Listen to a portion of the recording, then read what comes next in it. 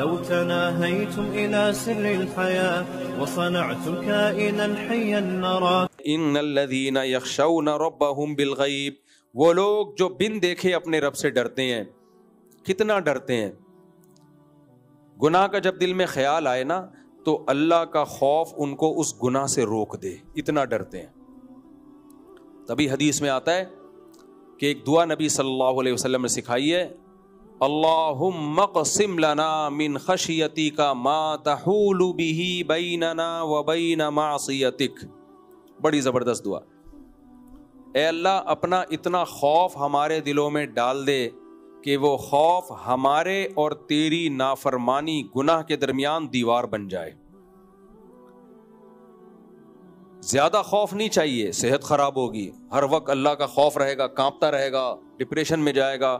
ایسے بھی لوگ بزرگ گزرے ہیں جن پر اللہ کا خوف کا غلبہ ہوا، اتنا خوف ہوا کہ وہ مر گئے خوف سے. ایسے بھی لوگ ہیں، ان کا دماغ خراب ہو گیا.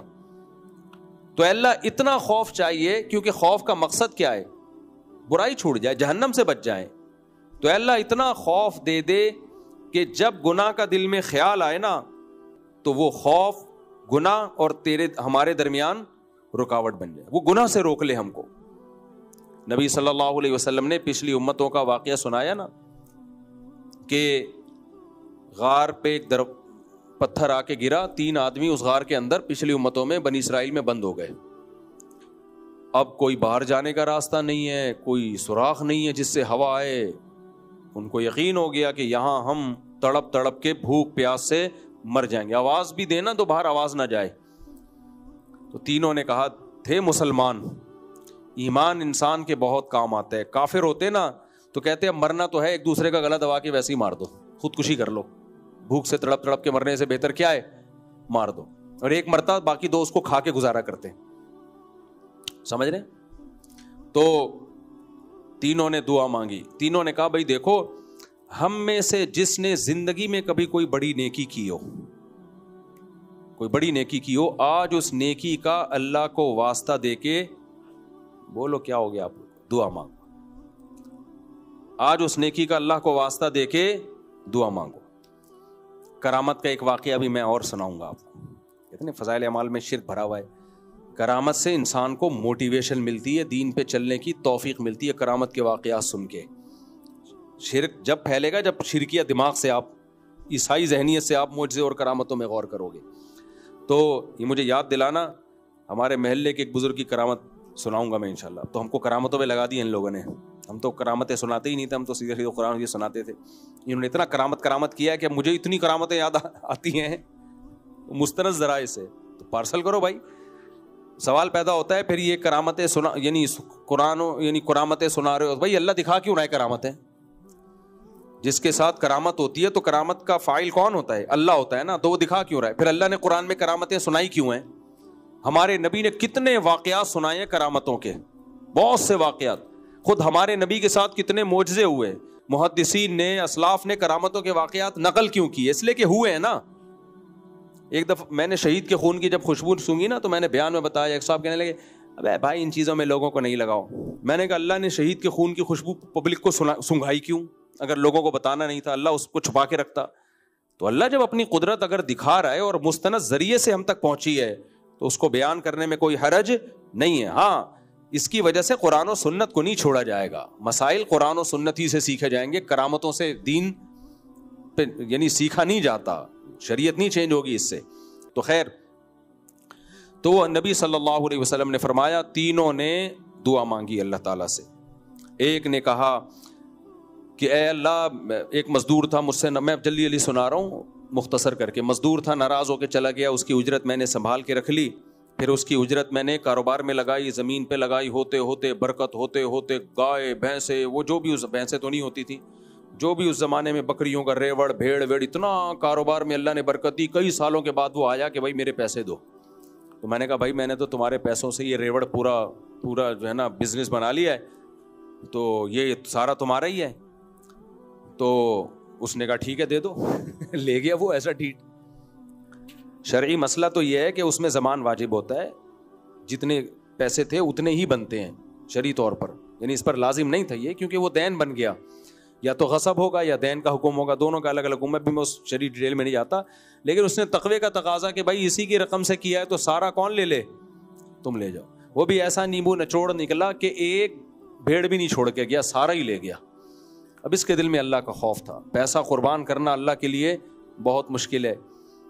کہنے لگا اللہم ان کنت فعلت ذلک ابتغاء مرضاتک فاکشف عنا ما نحن فیہ. اے اللہ اگر میں نے یہ تجھے راضی کرنے کے لیے کیا تو جس عذاب میں آج ہم مبتلا ہیں اللہ اس عذاب کو ہم سے دور کر دے.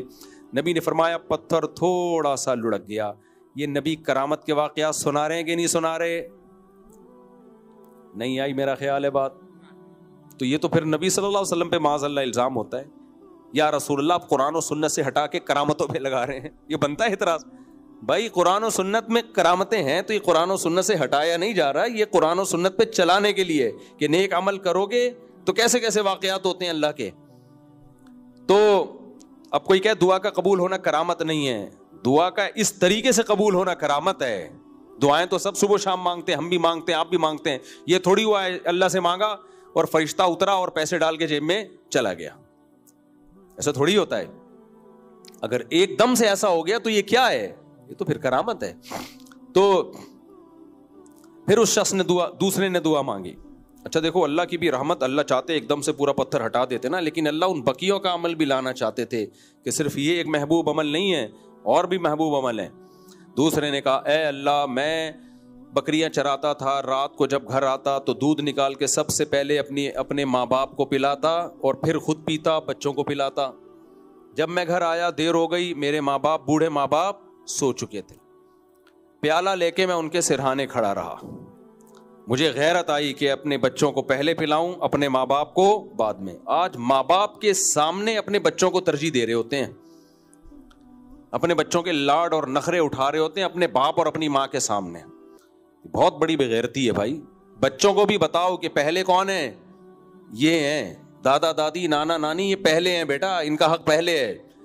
ان کے آرام کے لیے تمہیں قربانی دینی پڑے گی, تمہارے آرام کے لیے ان سے قربانی نہیں دلوائیں گے ہم. بچوں کو بدتمیز بنا کے اپنا بڑھاپا بیڑا غرق کر رہے ہوتے ہیں یہ. تو ہاں اس نے کیا کیا, اس نے کہا یا اللہ میں ساری رات اپنے ماں باپ کے سامنے دودھ کا پیالہ لے کے کھڑا رہا, جگایا بھی نہیں کہ نیند خراب ہوگی, اور گیا بھی نہیں کہ ایسا نہ ہو آنکھ کھل جائے اور بھوک سے پریشان ہو. پوری رات یہاں تک کہ صبح ہو گئی, جو صبح صادق کا وقت, ان کی آنکھ کھلی تو ان کو میں نے دودھ پلایا. اللہم ان کنت فعلت ذلک ابتغاء مرضاتک فاکشف عنا ما نحن فی. اے اللہ میں نے یہ صرف کس کے لیے کیا, تیرے لیے. ان سے کیا لینا تھا بوڑھے ماں باپ سے؟ بوڑھے ماں باپ کی خدمت کس کے لیے ہوتی ہے؟ اللہ کے لیے ہوتی ہے. تبھی انگریزوں سے بوڑھے ماں باپ کی خدمت نہیں ہوتی, کیونکہ یہ اللہ کے لیے ہوتا ہے. انگریز سے کسٹمر کا بہت اچھا ڈیل کرتا ہے گورا, ایئر ہوسٹس بہت تمیز سے بات کرتی ہے, کیونکہ یہ اللہ کے لیے نہیں ہے, یہ کمپنی کے لیے. کتنے اچھے اخلاق ہوتے ہیں نا ایئر ہوسٹ. آپ لوگ سب نے سفر کیا ہوگا, عمرہ تو بہت سے لوگوں نے کیا ہی ہوگا. کتنے اچھے سفر ہوتے ہیں. عمرے پہ جاتے ہی وہاں شرطے جو ملتے ہیں ان کے اخلاق دیکھو. تو وہ جو ایئر ہوسٹس کے اتنے اٹریکٹیو خوبصورت اخلاق, اور جتنی مہنگی سیٹ ہوگی نا اخلاق اتنے ہی اچھے. بزنس کلاس میں جاؤ گے اور اچھے, قطر اور ایمریٹس کے بزنس میں جاؤ گے ہٹو بچوں قسم کے اخلاق. کیونکہ میں نے تو ہر قسم کے ایئر لائن میں سفر کیا ہے نا, تو جتنا مہنگا بزنس کلاس ٹکٹ ہوگا نا, اخلاق کا ریشو, اکانومی میں جاؤ گے مناسب اخلاق, کیونکہ وہاں ایئر ہوسٹس کی تنخواہ کیا ہے, وہ بھی مناسب تنخواہ ہے. 2-4 دفعہ بدتمیزی کرو غصہ کرے گی, تمیز سے بیٹھو, یہ جہاز ہے تمہارے باپ کا گھر نہیں ہے. زیادہ اگر بدتمیزی پہ آ گیا, اور تھوڑا بزنس کلاس میں ذرا اچھی والی بزنس کلاس میں چلے گئے تو اس میں اور اچھے اخلاق, اور اپر لیول کے بزنس کلاس میں چلے گئے اخلاق ہی اخلاق ملیں گے آپ. تو یہ جو اخلاق ہیں یہ کس کو خوش کرنے کے لیے؟ اللہ کے لیے. ایئر ہوسٹس تمہاری کیا لگتی ہے, یہ کمپنی کو خوش کرنے کے لیے. تنخواہ بھائی مسکرا کے بات کرنے گئی تو پیسے ملتے ہیں, ورنہ یہ دہی رائتا اور بریانی تو ہم گھر میں بھی کھا لیتے ہیں. جہاز میں جو ہمیں اتنا مہنگا مل رہا ہے, سب کچھ پیش کرنے کے ہیں. مجھے یاد ہے میں وہ امریکہ جا رہا تھا تو بزنس کلاس میں ہمارے دوست نے وہاں جو تھے نا, انہوں نے بزنس کلاس میں ٹکٹ کرایا میرا. تو ایئر ہوسٹس نے انگلش انگریز تھی وہ, اس کو اردو نہیں آتی تھی. اب میں منگوانا چاہ رہا تھا رائتا, اب مجھے انگلش میں آ نہیں رہا تھا, رائتا کیا بولوں یار میں. اب وہ دہی نہ اٹھا کے لے آئے نا, رائتا الگ چیز ہے, چٹنی ملی ہوئی ہے اس میں وہ الگ چیز ہے. آپ ان کی ٹریننگ دیکھو. میں نے جب 2-3 دفعہ کچھ مشکل الفاظ بولے, اس نے کہا رائتا, میں نے کہا یس رائتا. یہ عزت آپ کو کہیں اور ملے گی؟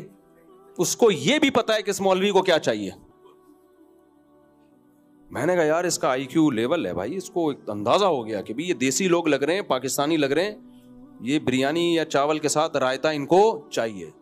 کتنا رائتا زبردست, ابھی میں کیا بتاؤں آپ کو. خیر ٹھیک. تو یہ جو اتنے اچھے اخلاق اور کتنی ٹف جاب ہوتی ہے ایئر ہوسٹس کی, بہت ٹف جاب ہے, بہت ٹف جاب. کئی گھنٹے ہوا میں رہنا, خدا کی قسم آسان کام, خاص طور پہ لمبی فلائٹوں میں آدمی کا دل چاہتا ہے ونڈو سے چھلانگ مار کے نیچے اترے. ہوا میں معلق ہے بھائی. بس میں تو جا رہے ہیں نا, 2 گھنٹے بعد ادھر آ رہے, اڈا آ رہا ہے, وہاں اترے, قیام و طعام لکھا ہوا ہوتا ہے, گئے چائے پی, چلنے کا اپنا ایک. بس بھی رک جاتی ہے, جہاز تو بیٹھے ہوئے. آسٹریلیا سے ہم آئے 13-14 گھنٹے, بس 13-14 گھنٹے چاہے بزنس کلاس ہی ہو بھائی, تھک جاتا ہے آدمی. ایئر ہوسٹس کی ہمت ہے, لیکن اس کے چہرے پہ کبھی بل نہیں آئیں گے. کبھی ایسا نہیں ہوگا کسی ایئر ہوسٹس نے کہا ہو کہ تمہارے باپ کی نوکر نہیں ہو کہ میں جہاز میں تمہارے لیے رائتے تلاش کروں یہاں پہ. یہ انڈا موڑ کے ہوٹل نہیں ہے رائتا, یہ بزنس کلاس ہے, یہاں رائتے نہیں ہوتے, یا چٹنی نہیں ہوتی, یا وہ کھانے ہوتے ہیں جو آپ پیزا منگواؤ, برگر منگواؤ, کیا رائتا کی رٹ لگا کے رکھی ہوئی. ہم بھی ایسے دیسی تھے, ہم نے کہا رائتا چاہیے. ٹھیک ہے, اچھا خیر. تو آج کسٹمر سے لوگ اچھے اخلاق سے, یہ میں اتنی ڈیٹیل اس لیے بتا رہا ہوں, ایئر ہوسٹس کی مثال اس لیے دیتا ہوں کہ اس کے اخلاق بہت اچھے ہوتے ہیں. اللہ کے لیے ہوتے ہیں نا. اس سے ہمیں ایک سبق ملتا ہے کہ انسان اپنے اخلاق کو سنوارنا چاہے نا تو سنوار سکتا ہے. ایئر ہوسٹس سنوار لیتی ہے نا, بوڑھوں سے بھی بڑے آرام سے بات کرے گی. اور ہم کہتے ہیں نا 1-2 دفعہ تو اخلاق سے بات کرنا آسان ہے بھائی. ایئر ہوسٹس کی جتنے سال جاب ہوتی ہے, ساری زندگی اچھے اخلاق سے ہی بات کرتی ہے. وہ اس کے چہرے پہ غصہ نہیں آتا. اس کے پیچھے موٹیویشن کیا ہے؟ روکھڑا. کیا ہے؟ پیسہ. بھائی میں تو اس سے اخلاق سیکھتا ہوں اپنے. میں سوچتا ہوں کاش ہم لوگ اپنے ماں باپ کے بارے میں ایسے ہو جائیں یار. لوگ آ کے بتا رہے میرا ابا ایسا, میرا ابا ایسا, میری اماں ایسی. بھائی یار خدا کے لیے بہت کچھ برداشت کرنا پڑتا ہے, اللہ کے لیے. تو اللہ نے سب سے زیادہ اچھے اخلاق کا مستحق کس کو بنایا؟ ماں کو, اور اس کے بعد باپ کو.